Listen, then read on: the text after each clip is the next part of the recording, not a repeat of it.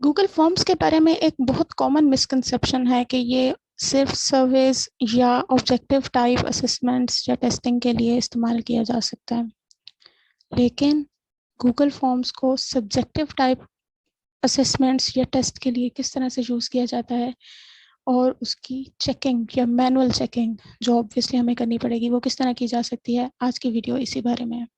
तो चलिए आज की वीडियो स्टार्ट करते हैं।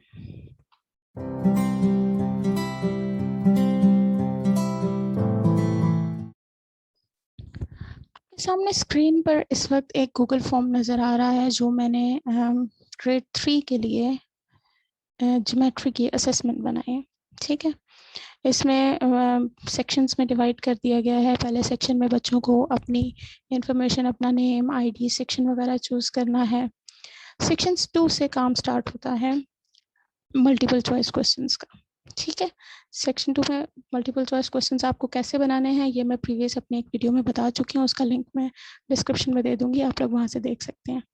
फिर ट्रू फॉल्स या ब्लैंक्स भी बनाई जा सकती हैं। बात हो रही है सब्जेक्टिव टाइप क्वेश्चंस की।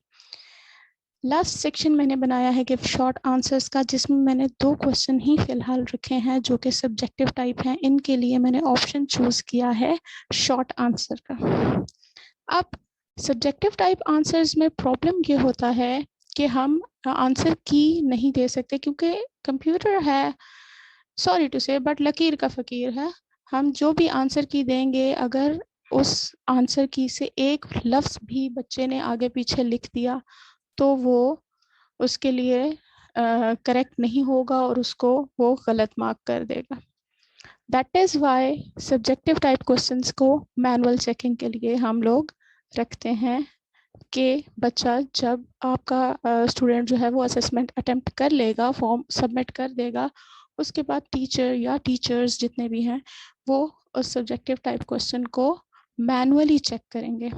बाकी के जो क्वेश्चंस हैं उनके उसी तरह से जैसे प्रीवियसली मैं बता चुकी हूँ, हम लोग आंसर की दे देते हैं, करेक्ट आंसर्स दे देते हैं और कंप्यूटर ऑटोमेटिकली गूगल उसको चेक करके उनकी मार्किंग कर देता है। बट ये जो लास्ट सेक्शन है इसकी मार्किंग गूगल नहीं करेगा, ये हमें मैनुअल करनी पड़ेगी। अब मैनुअली हम कैसे कर सकते हैं, आप देख सकते हैं यहाँ पर रिस्पॉन्सेज में, ये कल मैं असेसमेंट ले चुकी हूँ, 118 स्टूडेंट्स ने ये असेसमेंट अटेम्प्ट कर लिया है। अब यहाँ पर समरी मौजूद है, क्वेश्चंस इंडिविजुअल पर आ जाए। इंडिविजुअल में ये हमारे पास तमाम बच्चों के रिकॉर्ड्स जो हैं वो मौजूद हैं। यहाँ पर 1 बाय 1 से लेकर 118 तक तमाम बच्चों का इंडिविजुअल रिकॉर्ड आपके सामने आ जाएगा। इनको मार्क करने की हमें ज़रूरत नहीं है क्योंकि ये ऑटो पर मार्क हो जाएंगे। फर्स्ट सेक्शन तो ऑब्वियसली नेम आईडी सेक्शन का है, उसकी तो मार्किंग नहीं है। सेकंड सेक्शन से देखें चूज़ द करेक्ट आंसर पे ऑटोमेटिकली मार्किंग हुई हुई है, फीडबैक दिया गया है क्योंकि ये मैंने पहले ही जब फॉर्म बनाया था तो उसकी सेटिंग में हमने सेट कर दिया था।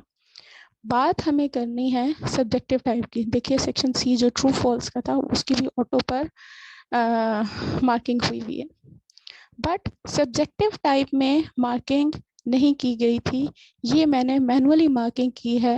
डिफाइन पैरामीटर, स्टूडेंट ने लिख दिया parameter is the length of boundary of a shape. अब यहाँ पर देखिए बच्चे ने बाउंड्री के स्पेलिंग इनकरेक्ट लिखे हैं, बट 3 क्लास है और ये लैंग्वेज की असेसमेंट नहीं है जिसमें हम बच्चे के स्पेलिंग्स के मार्क्स काटें। तो दैट इज़ वाई अगर मैं स्पेसिफिकली यही जो भी स्पेलिंग्स लिखती या जो भी वर्ड्स लिखती या इस द का भी कोई फ़र्क आ जाता मेरे आंसर की में और बच्चे के दिए हुए आंसर में, तो वो बच्चे के मार्किंग 0 कर देता अगर ये हम ऑटो पर रखते। इसीलिए हमने इसको मैनुअल पर रखा था। मैंने इस बाउंड्री के स्पेलिंग के मार्क्स नहीं काटे and I have granted 2 marks to it. मैं चाहूँ तो इसको, अगर मुझे ये इनकरेक्ट लगता है तो मैं इसको 1 भी दे सकती हूँ या 0 भी दे सकती हूँ, it is up to me. मैंने 2 मार्क्स दे दिए। ठीक है, then what is the difference between a parallelogram and a rectangle?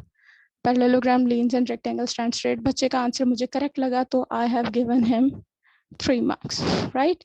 ये करने के बाद मैं सेव करूँगी और मेरा पहला जो भी रिस्पॉन्स था उसको मैंने मार्क कर लिया। इसी तरह सेकंड रिस्पॉन्स आ जाएगा मेरे पास, सेकंड बच्चा है अयान अलीशा, आईडी, सेक्शन, और ये उसके तमाम आंसर्स।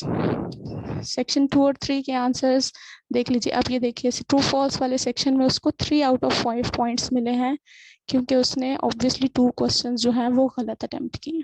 ऑटो पर चेकिंग हो गई। बात आ गई शॉर्ट आंसर्स पर। डिफाइन पेरीमीटर का उसने आंसर करेक्ट नहीं था, तो मैं यहाँ पर उसको इसके 0 मार्क्स दे रही हूँ।